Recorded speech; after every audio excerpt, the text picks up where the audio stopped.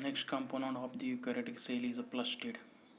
These are double-walled organelles which contains DNA, RNA and 70 type of ribosomes. Plastids are classified as into three types, that is leucoplast, chromoplast and chloroplast. First one is the leucoplasts, which do not contain any pigment.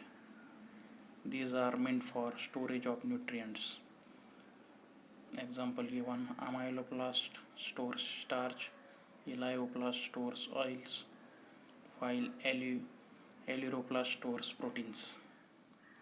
ल्युकोप्लास्टमध्ये कोणत्याही प्रकारचं pigment नसते. त्यानंतर आहे chromoplast म्हणजेच coloured pigments.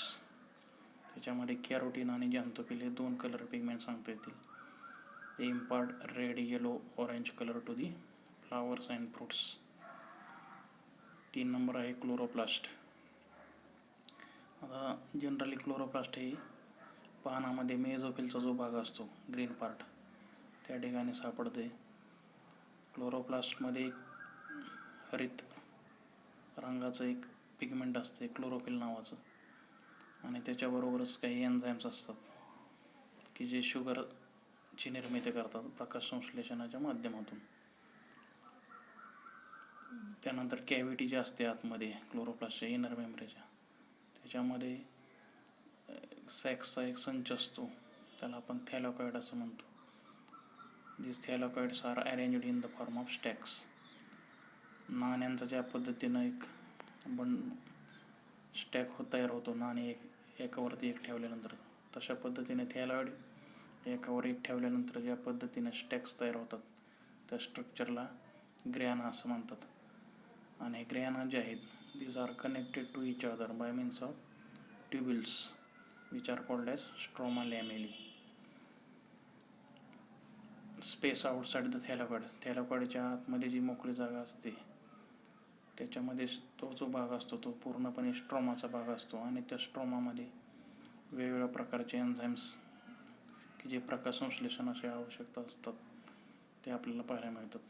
त्याचबरोबर DNA आणि रायबोझोम्ससुद्धा स्ट्रोमामध्ये सापडतात.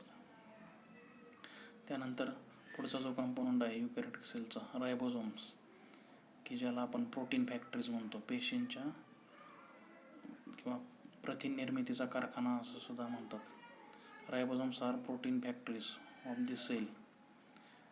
दे use genetic information to synthesise proteins. रायबोझोममध्ये एक जनुकीय माहिती साठवलेली असते की जी प्रथिन तयार करण्यासाठी त्याचा वापर होतो.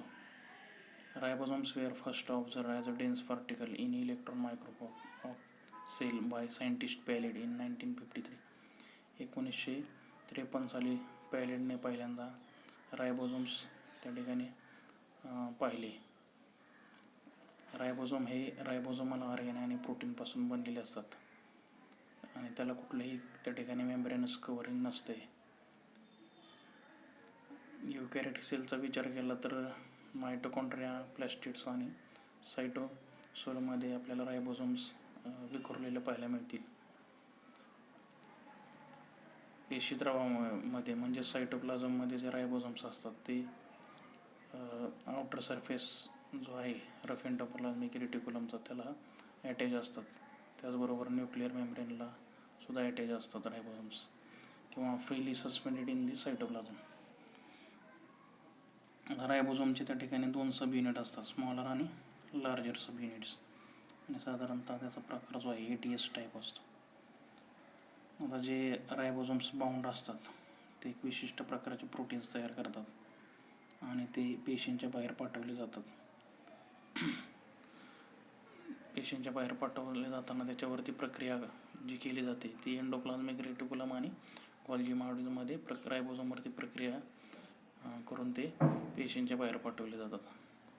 त्याचं एक्झाम्पल आपल्याला सांगता येईल, bound ribosomes of acinar cells of pancreas produces pancreatic digestive enzyme. Free ribosome जे आहेत ते एकत्रित येतात आणि एक चेन तयार करतात, त्याला आपण पॉलीरायबोझोम्स असं म्हणतो, की ज्याचा उपयोग प्रथिन संश्लेषण किंवा प्रोटीन सिंथेसिससाठी होतो. पुढचं जे कंपोनंट आहे युकॅरियोटिक सेलचं, न्यूक्लियस किंवा केंद्रक आपण म्हणतो. आता केंद्र केव्हा दिसतात तर नॉन डिवायडिंग सेल किंवा इंटरफेस जी आहे पेशी बनवण्याची प्रक्रिया, त्याच्यामध्ये आपल्याला न्यूक्लियस म्हणजे डिस्टिंक्ट दिसायला सुरुवात होत असते. इंटरफेस न्यूक्लियसमध्ये आपल्याला त्याचे 4 भाग दिसतात: न्यूक्लियर इन्व्हॉल्व, न्यूक्लियोप्लाझम, न्यूक्लिओलस आणि क्रोमॅटिन नेटवर्क. पहिला भाग जो आहे nuclear envelope, double walled delimiting membrane of nucleus. त्याच्यामध्ये पेरिन्यूक्लियर स्पेस साधारण 10 ते 50 नॅनोमीटर असते, की जे 2 मेम्ब्रेनला सेपरेट करण्याचं काम त्या ठिकाणी केलं जातं. आउटर मेम्ब्रेन जो आहे तो ERला वेगवेगळ्या ठिकाणी जोडलेला असतो आणि त्याच्यावरती रायबोझोम्स वसलेले असतात. The inner membrane is lined by network of protein fibres. आतला जो मेम्ब्रेनचा भाग असतो त्याच्यावरती प्रोटीन फायबरचं नेटवर्क असतं, की ज्याच्यामुळे न्यूक्लियसचा शेप मेंटेन केला जातो. न्यूक्लियर मेम्ब्रेनच्या ठिकाणी ज्या प्लेसेस असतात त्या ठिकाणी आपल्याला स्मॉल ओपनिंग्स पाहायला मिळतात. त्याला आपण न्यूक्लियोपोर्स असं म्हणतो. न्यूक्लियोपोर्स guarded by pore complexes which regulate the flow of substances from nucleus to cytoplasm and in reverse direction. दुसरा जो भाग आहे इंटरफेस न्यूक्लियसचा, न्यूक्लियोप्लाझम किंवा कॅरिओलिम्प असं म्हणतो. त्याच्यामध्ये nucleic acid, proteins, mineral, salts, chromatin network, nucleolus इत्यादी पाहायला मिळतात. न्यूक्लियोलस हा दुसरा एक कंपोनंट आहे की ज्याच्यामध्ये आपल्याला सेल मेम्ब्रेन दिसत नाही. तिसरा जो भाग आहे इंटरफेस न्यूक्लियसचा, nucleolus, that is made up of RNA आणि रायबोझोमल प्रोटीन, आणि it is the site of ribosome biogenesis, की ज्या ठिकाणी रायबोझोमची निर्मिती होत असते. Cells of oocyte contains large nucleolus while sperm cell contains small inconspicuous nucleolus. न्यूक्लिओलसचं फंक्शन आपल्याला सांगता येईल की न्यूक्लिओलस प्रोड्युसेस RNA आणि ribosomal proteins which are transported to the cytoplasm and are assembled together to form ribosome. 4 number आहे chromatin material. आता या ठिकाणी नॉन डिवायडिंग ज्या पेशी आहे की ज्या पेशींचं विभाजन होत नाहीत, त्याच्यामध्ये क्रोमोझोम जर पाहिला तर त्या ठिकाणी दोऱ्यासारखं स्ट्रक्चर आपल्याला दिसतंय. त्यालाच आपण क्रोमॅटिन नेटवर्क असं म्हणतो. क्रोमॅटिन मटेरियल म्हणजेच त्याच्यामध्ये आपल्याला DNA, हिस्टोन आणि नॉन हिस्टोन प्रोटीन्स पाहायला मिळतात. त्याचबरोबर RNA सुद्धा असते. आता त्याचे 2 भाग आपल्याला पाहायला मिळतील, युक्रोमॅटिन आणि हेटेरोक्रोमॅटिन. युक्रोमॅटिन म्हणजे असा भाग की ज्या ठिकाणी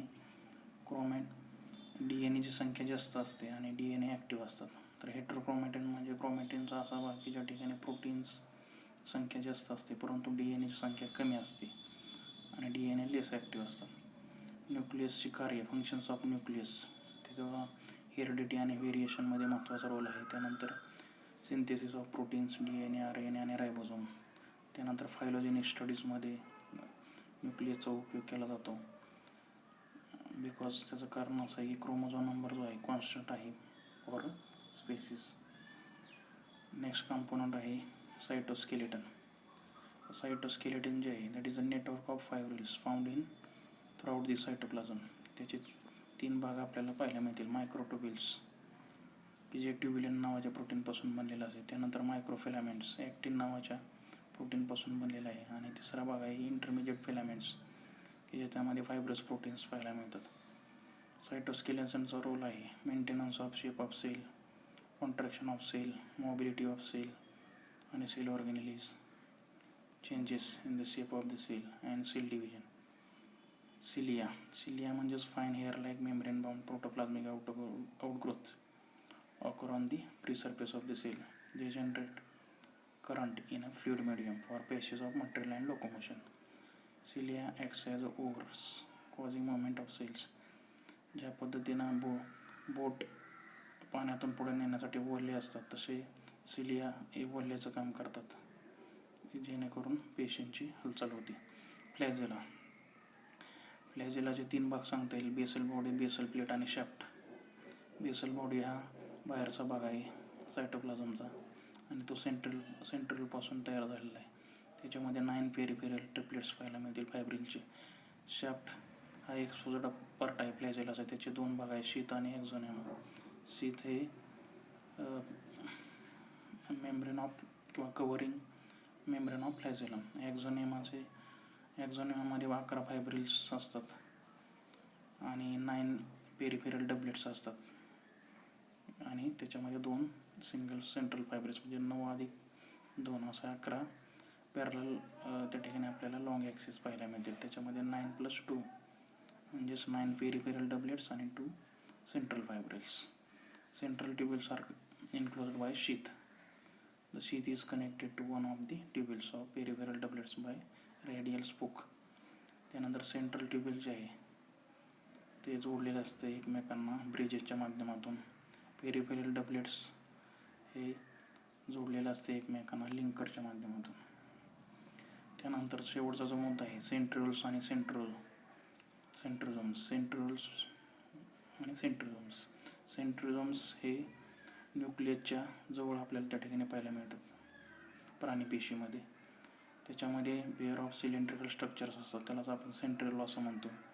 the cylinders are surrounded by pericentriolar material.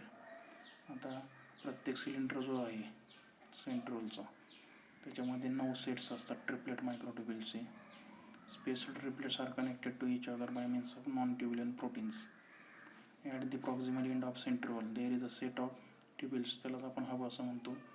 The peripheral triplets are connected to hub by means of radial spokes. The centrosomes helps in assembly of spindle apparatus. Spindle ॲपरेटसला एकत्रित आणण्याचं काम सेंट्रोझोम्स करतात पेशी विभाजनाच्या वेळेस. त्याचबरोबर बेसल बॉडी आहे सिलियाची आणि फ्लॅजेलाची, त्याची पण निर्मिती करण्याचं काम त्या ठिकाणी सेंट्रोझोम मार्फत केलं जातं. तर अशा पद्धतीनं हा टॉपिक या ठिकाणी संपलेला आहे. धन्यवाद.